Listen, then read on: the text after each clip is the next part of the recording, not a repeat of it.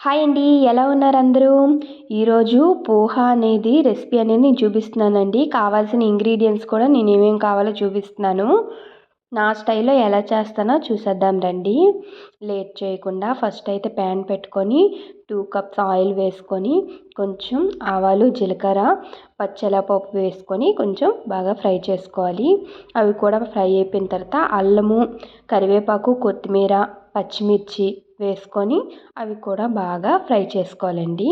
అవి చూడండి బాగా ఫ్రై అయిపోయిన తర్వాత ఆనియన్స్ అనేవి వేసుకోవాలండి.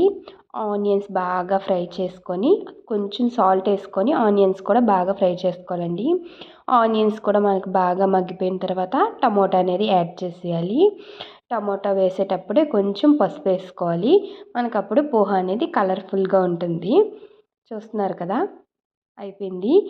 మీకు చూపిస్తున్న అటుకులు అనేవి బాగా కడిగేసి పక్కన పెట్టుకున్నాను. ఒక 3-4 టైమ్స్. అటుకులు బాగా కడగపోయామంటే మట్టి చాలా ఉంటుందండి, డస్ట్.